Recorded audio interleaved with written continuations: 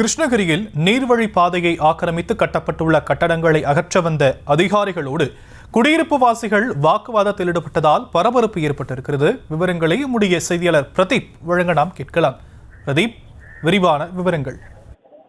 வணக்கம் ஷாம். கிருஷ்ணகிரி நகராட்சிக்கு உட்பட்ட சாந்தி நகர் 3வது தெருவில் பல ஆண்டுகளாக நீர்வழி பாதையாக இருந்த பகுதியை ஆக்கிரமித்து அப்பகுதியில் கட்டிடங்கள் கட்டியிருப்பதாக கூறி அதே பகுதியைச் சேர்ந்த கபிசன் என்பவர் கடந்த 2021ஆம் ஆண்டு சென்னை உயர்நீதிமன்றத்தை வழக்கு தொடர்ந்தார். இந்த வழக்கு விசாரித்த உயர்நீதிமன்ற நீதிபதிகள் விசாரணை முடிவில் இந்த நீர்வழி பாதையை ஆக்கிரமித்திருக்கும் பகுதிகளை உடனடியாக அகற்றி பாதையை மீண்டும் நீர்வழி பாதையாக மாற்ற வேண்டும் என உத்தரவிட்டனர்.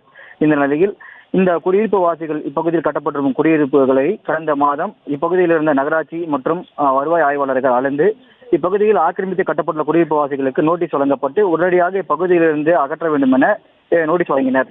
இதையடுத்து கால அவகாசம் இன்று முடிவடைந்த நிலையில் இன்று காலை கிருஷ்ணகிரி நகராட்சி ஊழியர்கள் மற்றும் வருவாய் அலுவலர்கள் தாசில்தார் முன்னிலையில் இப்பகுதியில் அமைக்கப்பட்டிருக்கின்ற கட்டிடங்களை அகற்றுவதற்காக ஏசிபி மற்றும் மேதனோடு வந்தனர். அப்போது இப்பகுதியில் சூழ்ந்த குடியிருப்பு வாசிகள் இந்த பகுதியில் இருக்கும் குடியிருப்புகளை அகற்றக்கூடாது என கூறி அதிகாரியிடம் வாக்குவாதத்தில் ஈடுபட்டனர். இதனால் இப்பகுதியில் சுமார் 100க்கும் மேற்பட்ட போலீசார் குவிக்கப்பட்டனர். இதையடுத்து மீண்டும் குடியிருப்பு வாசிகள் கால அவகாசம் கேட்டதை அடுத்து அப்பகுதியில் இருந்த குடியிருப்பு வாசிகளுக்கு மீண்டும் 25 நாட்கள் கால அவகாசம் வழங்கப்பட்டுள்ளது.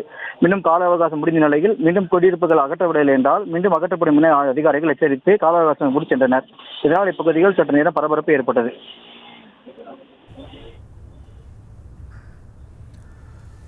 தற்போதைய விவரங்களுக்கு நன்றி பிரதீப்.